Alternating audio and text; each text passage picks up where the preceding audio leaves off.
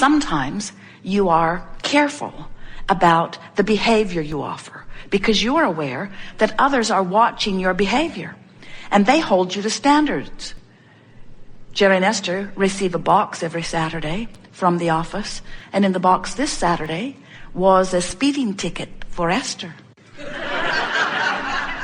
A camera had taken their picture and a picture of the license plate, which Esther thought she'd blurred sufficiently, but apparently not. In other words, you tend to want to modify your behavior if there are those who are watching and disapproving. And you even tend to watch your words if others are listening who might disapprove. Because many of you, in fact, most of you, have set yourselves into a mindset that you care about what others think about you. You care how they respond. Esther doesn't mind speeding, but she does not want a speeding ticket. Which means speeding doesn't feel like her problem. Getting caught speeding is what feels like the real problem. And so many of you are guiding yourselves based upon the response that you will get from others to your behavior or to your words. And since you don't think that they can hear your thoughts, you don't worry so much about your thoughts. You're more careful about what you do and what you say. Not always. You're getting bolder as you get older. But the older you are, the less you care. Because you come to realize that they're really not all on your side, or most of them, or hardly any of them anyway. But what we're wanting you to come to realize is that you are broadcasting and the universe is responding. And if instead of modifying your behavior or your words or your thoughts to what you think others' responses will be, if instead you are using the guidance system, which is the vibrational awareness between the two vibrational vantage points of you and you, then you will have guidance that you can really count on.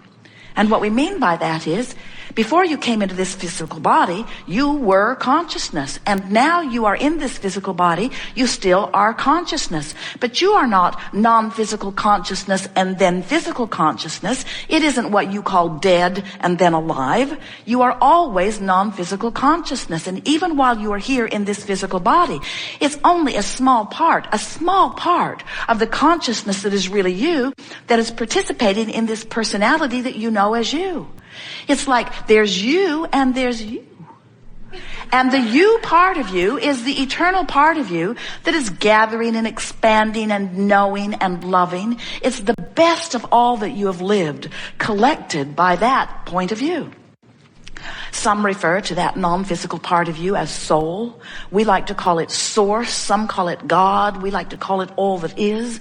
In other words, this non-physical part of you that is expanding and evolving and becoming the joyful, loving, absolute understanding of worthiness being that you are. That part of you is active and alive within you at all times. And that's what you want to begin paying attention to. We don't want you to guard your words or your behavior because someone in your physical format may approve or disapprove. Although we know how nice it is to be appreciated and approved of. When someone holds you as their object of attention and they are tuned into source energy and in their appreciation as they hold you in that gaze, we know how good that feels to you, and we can understand why you would become addicted to that. It's lovely to be adored. It's lovely to be appreciated. But then they must give you their undivided attention, and they must never find an aspect of you that they disapprove of, or you feel like a puppet that someone has let go of the string. If you are counting on your feedback from other humans as what guides you, and so many are, and you are killing one another in massive droves as you are disagreeing with the thoughts that you are offering and the behaviors that you are living, if you would, instead of trying to guide yourself in the impossible way. Have you ever tried to guide yourself that way? Someone you care about? Maybe it started out as one of your parents or both of them. It's hard if there were two of them because they weren't the same. They wanted different things from you, nearly drove you crazy when you were little. But have you ever had someone who you so want to please them and you stand on your head, you train yourself into the behavior and even thought processes that they want from you. And they're very good at it, aren't they? They smile or they frown. They hug or they slap. They bless you with benefit or they withhold from you things that you want. In other words, it's pretty easy for someone to train you. Have you ever been trained by someone? And then, just when you thought you were as good as they wanted you to be, they changed their point of view. They set up different standards. So the hoops and the jumping just became more and more and more. Have you ever had two people in your life that you were trying to please who were different, who wanted different things from you? So you please that one when that one's around, and that one when that one's around. And oh, please don't ever let them be in the same room at the same time. You find yourself being a schizophrenic. You find yourself shutting down, not showing who that one knows you to be to that one, or who that one knows you to be to that one, because things don't go well when you do that. Have you ever experienced that? Have you ever walked into a room and you can feel that something was going on in there before you got there? That now you're there, they're not talking about it anymore? In other words, you've been going crazy trying to measure yourself against other humans who have different standards about how you should behave. And this is the most interesting part of that. When you change your behavior to please them, you teach them or call them away from their own guidance system too. In other words, when you deliberately modify your behavior to try to make someone happy, what you teach them is conditional love. You say, oh sure, I'll do everything in my power to change the conditions so that you can feel better. And unless everybody in their life does that, then they're not that happy, are they? If they need your behavior to change. But when you remember that you were source energy before you were born, and you still are source energy even though you're in this body, and that source energy part of you is love. So when you're focused upon something and not feeling love, you've got two different vibrations going on within you. And law of attraction's response to the two vibrational aspects of you cause you then to feel negative emotion. That's what your emotional guidance is. Your emotional guidance, the emotions that you feel, are your indicator in every moment of how close the thought you're thinking in your physical body right now matches the thought of who you really are. So as we're moving forward here today, we want to show you how to tell your new story. We want you to tell the story of what's over here in your vibrational escrow. You don't need to keep telling the story of why you put it in vibrational escrow. You don't have to explain to the universe. Your mother, we sort of got that. Your mother, you found that if you pleaded a really needy case, sometimes she'd give up the goods. But when you plead a needy case to the universe, you hold yourself in the vibration of need, and the universe, the abundant universe, cannot give you. Your need cannot be fulfilled. Your needs cannot be fulfilled. Need and fulfillment are opposite vibrations on the vibrational scale. If you need it, you can't get it. Isn't that interesting? Jerry and Esther have a lovely friend who's a waiter at a restaurant in Boston. They look forward to seeing him twice a year when they go back, and they eat there every day for the time that they are there. They become very good friends, and he gives them the most delightful experience. There is everything about him that they adore. And on the next to the last night, Esther gave him a very remarkable gratuity. And the next night, he said to them, I don't need that kind of gratuity from you.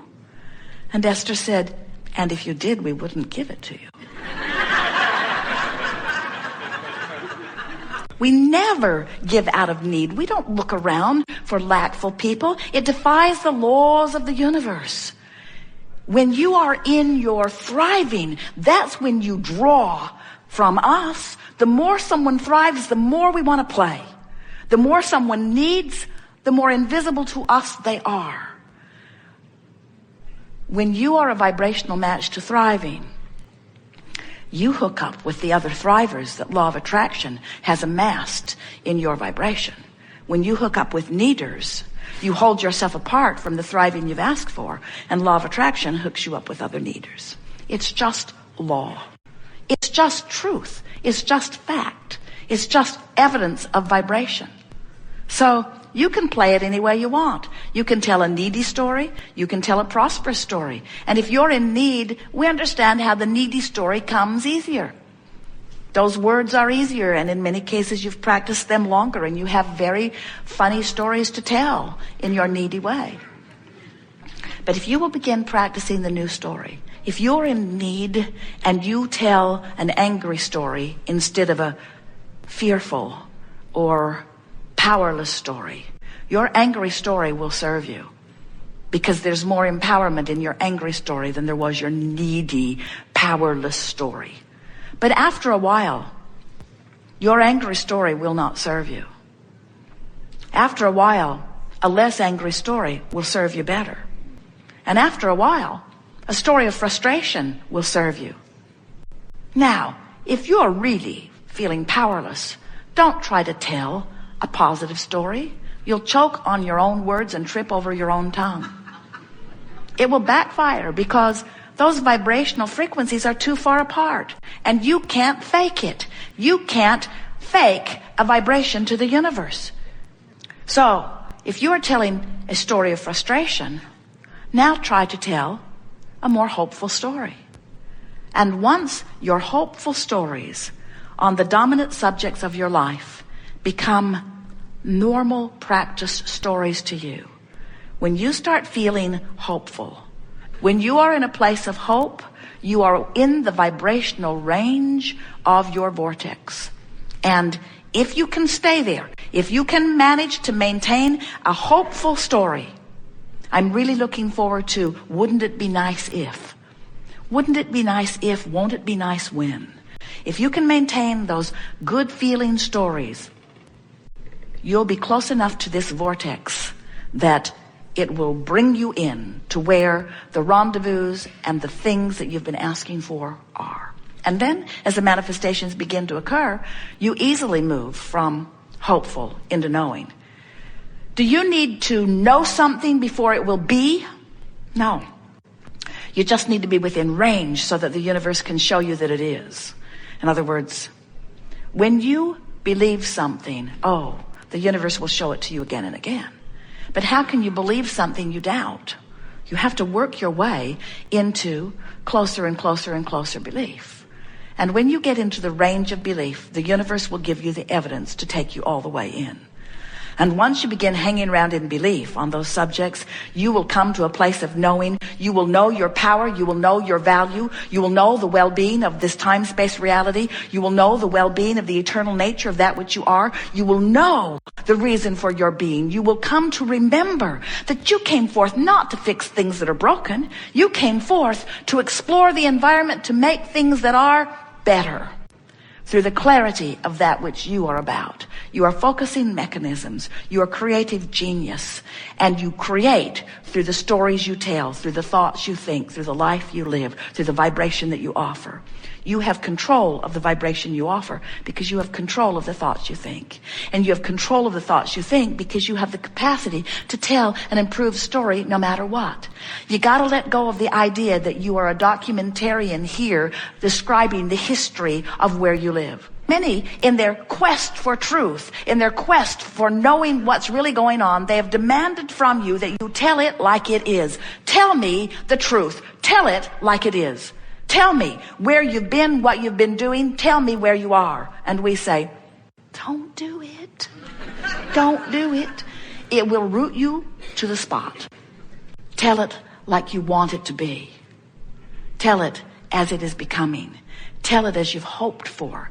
Tell it as you've dreamed for. Tell it as it exists in reality, in vibrational escrow. Tell us where you're going. Tell us why you want to go there. Tell us what it will be like when you get there. Train yourself into the vibration that matches who you really are and what you really want. And let life in its real life manifested form reflect it back to you vividly.